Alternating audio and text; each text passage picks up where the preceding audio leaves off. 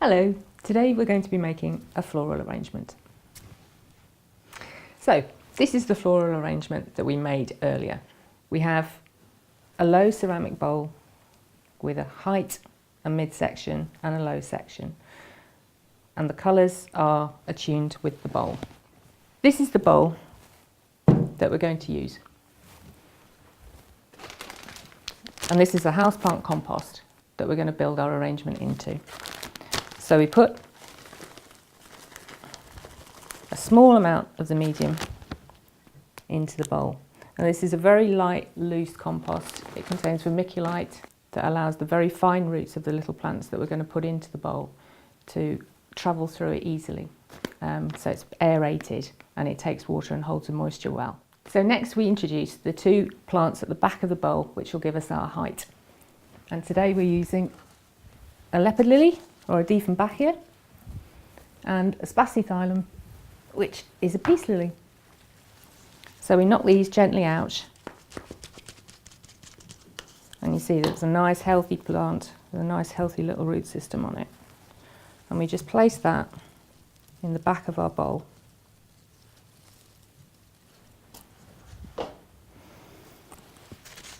And this is the leopard lily. Again, nice healthy root system, and both of these plants have similar colouring so that the arrangement begins to pull itself together in terms of colour and height. So for our midsection we're using Kalanchoe, Flaming Katie, that's its common name, and again we just tease this one out, and you notice that this has a much finer root. And this is why we're using this really fine medium in which to plant them, because those little roots find it much easier to find their way through the light medium that we're using to plant them into. And our next plant is the lovely and very familiar primrose or primula. And again, just tease this out. And that's really healthy. Very abundant. Should almost actually pull that out slightly. Just to help it move around a bit. So just tease it a little bit. It's not going to damage it. And we place that in there. Now obviously everything flops around a bit until we properly fix them all in, and then we finish off the front with the polka dot plant, of which we have 3, and that helps give us a nice triangular look. Now these are really fine fibrous roots, and they don't hold together very well. You can see that. Hardly any there at all. But we just lay them in, and then we can fill them in with more houseplant compost when we've got them all in. That is essentially our finished arrangement. But we're going to tweak that around, and then we're going to fill in next. We're going to put more potting compost in to fill gaps and to firm it all up. So we bring back our compost, and we just begin to fill in the gaps around the sides.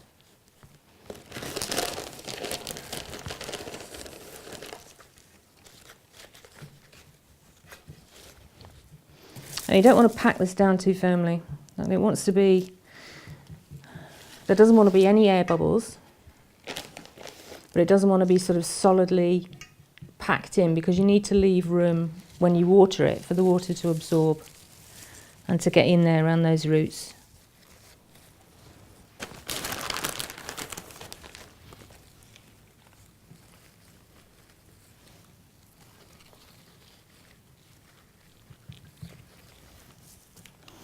I'll give that a little bit of a water now. kind of glue it in.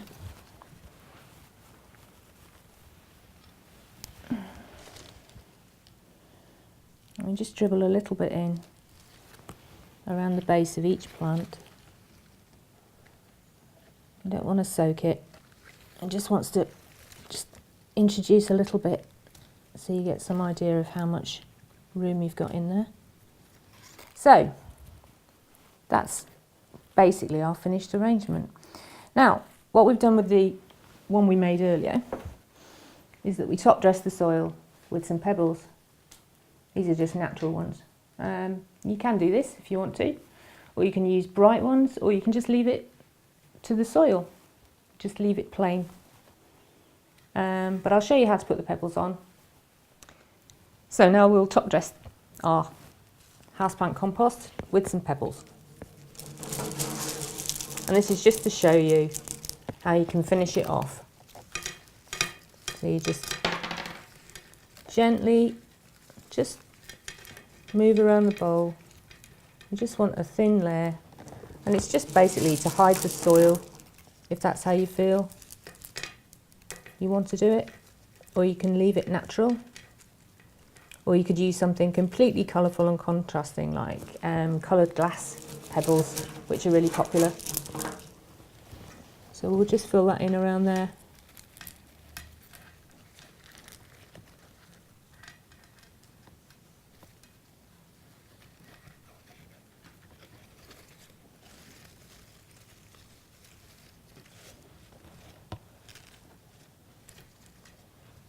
And there we go.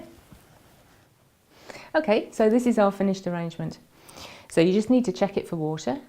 Once a week, just water it lightly. It doesn't want to be in too bright a light. It'll be quite happy in a little bit of shade. Give it a mist once a day if it's really, really warm. If you need any more help and advice, then you can contact Hayes through all the social media platforms, Instagram, Facebook or Twitter. Thanks very much.